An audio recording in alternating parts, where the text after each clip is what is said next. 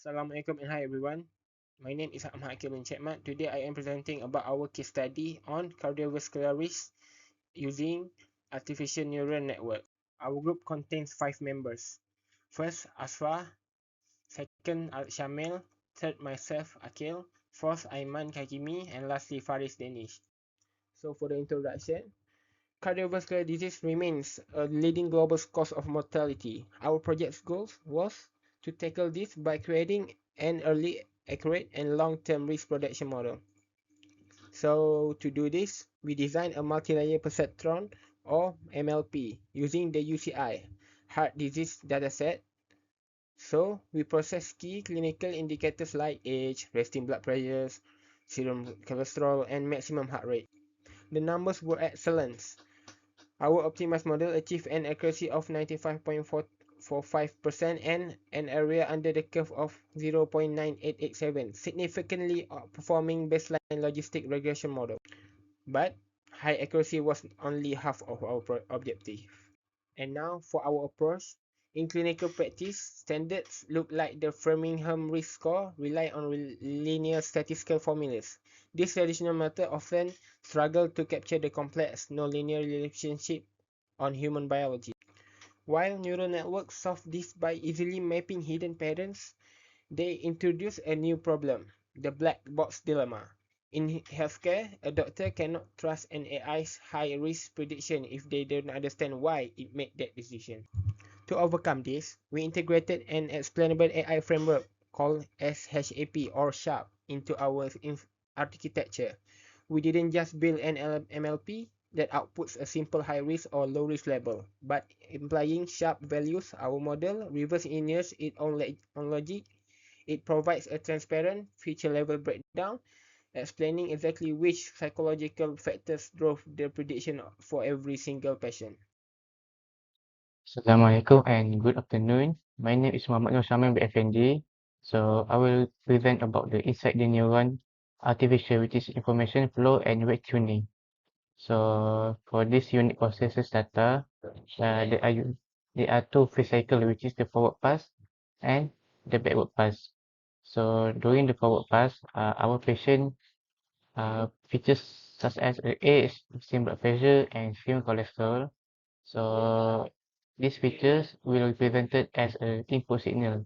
So each input is immediately multiplied by the specific synaptic weight to determine the clinical importance before being combined at the summing junction. So this linear combination will add the bias parameter to compute a raw pre-activation value, which is to determine the uh, output of the neuron fires. However, if this forward calculation produces an incorrect risk profile, the network immediately switches to the backward pass.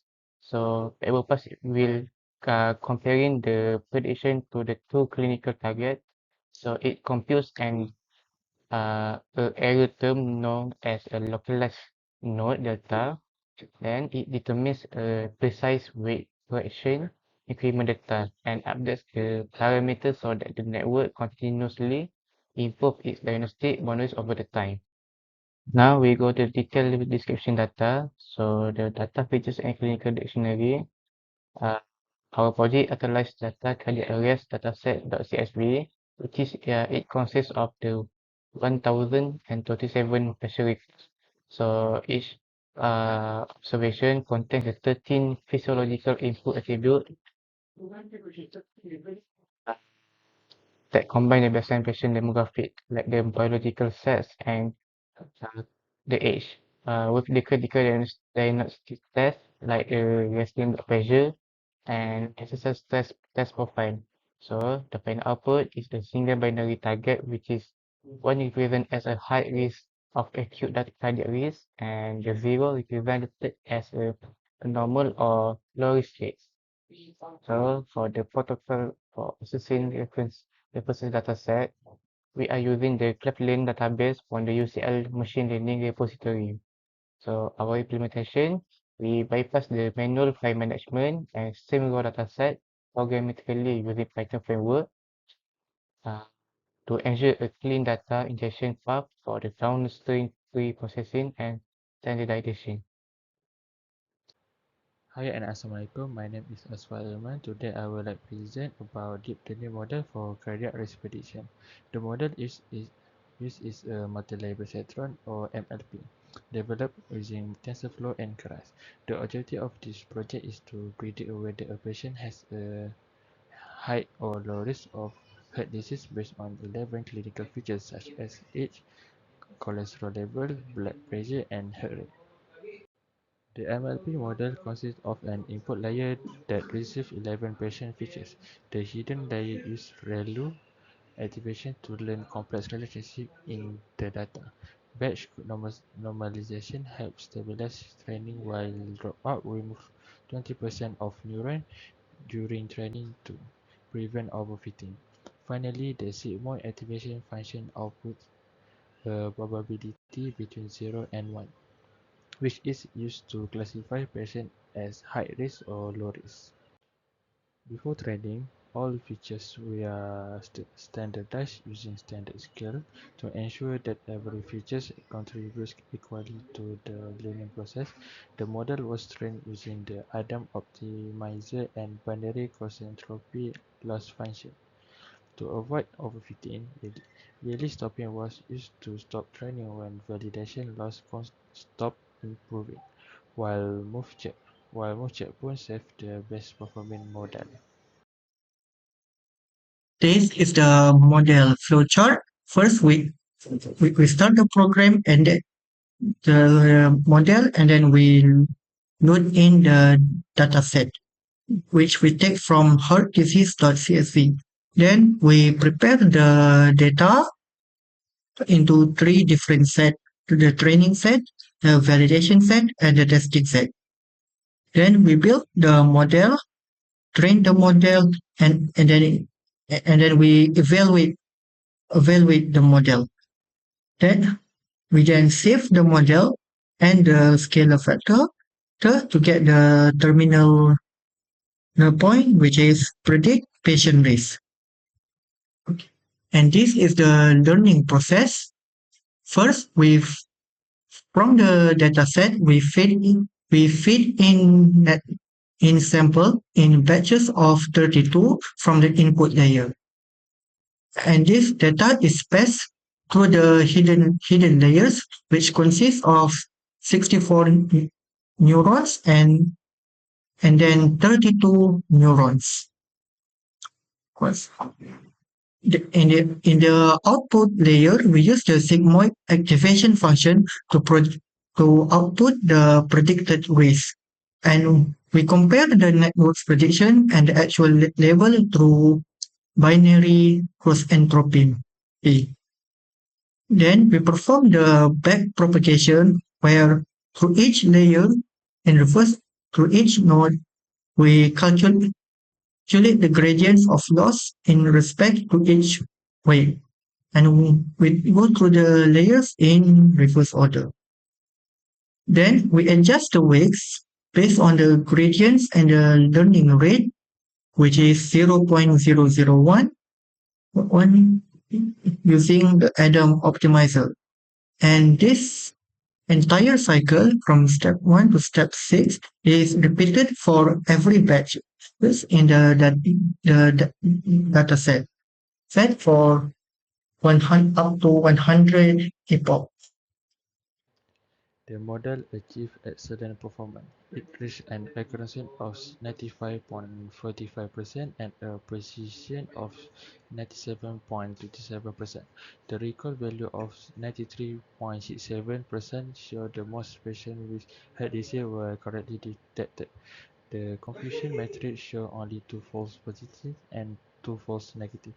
The AUC score of 0.9887 indicate outstanding ability to distinguish between healthy and high-risk patients. That's all for me. Thank you. Now I will explain the findings and results based on the example output. The example output show a high-risk patient. The patient is 65 years old with high blood pressure of 160, high cholesterol of 280, and an old peak value of 2.5. Based on this input, the model predicts a 71.616% probability of cardiac arrest. This places the patient in the high-risk category. The clinical advice is that the patient needs further medical testing and immediate lifestyle change. Now, I will show you how our program will classify the patient for both low risk and high risk patient. So first, let's run the program.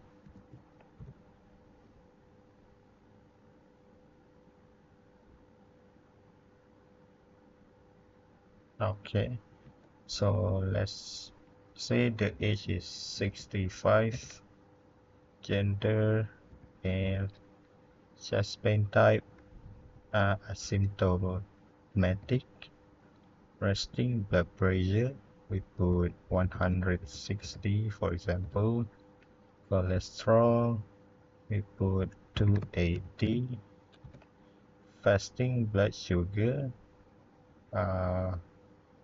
more than 120, so 1, resting electrocardiographic we put 2, max heart rate we put 150, exercise angina we put 0, put peak put 2.5, and slope of peak exercise ST segment we put 0. As you can see, we get a prediction that says the patient have a high risk cardiac. So here are the advice given for the patient. They need to further diagnosis and modify the lifestyle. So now let's try for a low risk patient. So for age we put 40, for gender male, chest pain type we put an atypical, resting blood pressure let's say 110, cholesterol we put 170, and fasting blood sugar which is less than 120, so false. Resting electrocardiographic results we put as 0, and max heart rate we put 175, exercise angina let's say 0, for peak also we put 0, and finally the slope of peak exercise we put 1. So you can see that the program have predicted that the risk of this patient is low. So the advice is for the patient to just maintain the current healthy lifestyle they have. And the conclusion is, our findings confirm that we can bridge the gap between advanced deep learning and physician trust. During our analysis, the SHARP framework successfully isolated variables like maximum heart rate, resting blood pressure, and patient age as the primary driver of cardiovascular risk. This allows us to generate personalized, interpretable risk profiles. By successfully decoding its own internal logic, our combined MLP SHARP approach transforms an opaque mathematical algorithm into a highly viable clinical decision support system. It empowers medical professionals to intervene earlier, tailor patient-specific treatment, and ultimately reduce long-term cardiovascular mortality with confidence. And that's all from us. Thank you.